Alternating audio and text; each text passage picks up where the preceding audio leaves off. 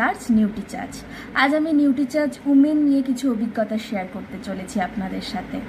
আমি গত জানুয়ারি থেকে নিউট্রি চার্জ উমেন খাওয়া স্টার্ট করি এবং নিউট্রি চার্জ উমেন খাওয়ার আগে আমি কীরকম ছিলাম সেটা একটু ছোট্ট করে বলি। আমি দুটো বাচ্চার মা। আমার যখন সেকেন্ড বেবি হয়, আমি সেকেন্ড বেবি হওয়ার পর আমি খুবই অসুস্থ হয়ে পড়ি। মানে আমি শারীরিক দিক থেকে বলেন কি মানসিক দিক থেকে বলেন, দুটো দিক থেকেই আমি খুবই সাফার করছিলাম। আর আমার হেল্পিং হ্যান্ড সেরকম ছিল না, সেই জন্য ডেলিভারির পর থেকে আমি সেভাবে রেস্টও পাইনি, আমাকেই করতে হতো। যেহেতু আরেকটা আমার ছোট 5 বছরের বাচ্চা আছে, তাকে দেখাশোনা করা এবং ছোট যে বেবিটা আসে তাকে দেখাশোনা করা, তা এটা নিয়ে আমি খুবই ডিপ্রেশনে চলে যাচ্ছিলাম। তার সাথে তো শারীরিক সমস্যা তো ছিলই। আর জানুয়ারিতেই আমি আরসিএমে জয়েন করি, আমার জীবনে আরসিএম আসে। আর আমি জানুয়ারি থেকেই নিউট্রি চার্জ উমেনটাও খাওয়া স্টার্ট করি। তা প্রথমে খুব একটা যে বিশ্বাস সহকারে আমি খাওয়া স্টার্ট করেছিলাম তা নয়, যেটা আমাদের সবার ক্ষেত্রেই হয়। তা আমারও ঠিক ওরকমই একই ব্যাপার ছিল। কিন্তু যখন আমি দিন 15 কন্টিনিউ খাচ্ছি, তারপর যখন 1 মাস গেল, তারপর যখন 1.5 মাস গেল, আস্তে আস্তে আস্তে আস্তে আমি বুঝতে পারছি যে আমার শরীরে কিছু পরিবর্তন হচ্ছে।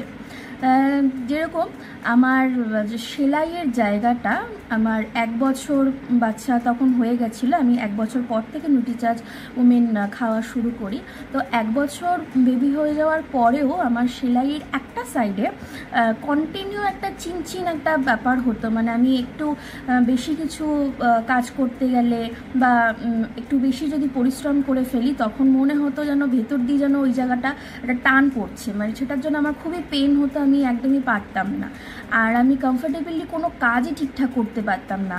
মানে যেহেতু সংসারের দায়িত্ব আমার ওপরে এবং আমার হাজব্যান্ডের ওপরে, তো আমাদের দুজনকেই করতে হবে। তো সেই তুলনায় আমি সেরকম কোনো কাজই করতে পারতাম না। করলেই আমি অসুস্থ হয়ে পড়তাম, আমি কোমর নিয়ে সোজা হয়ে দাঁড়াতে পারতাম না, নানান রকম সমস্যা। তারপর একটা মানসিকও নানান রকম প্রবলেম আমার দেখা দিচ্ছিল।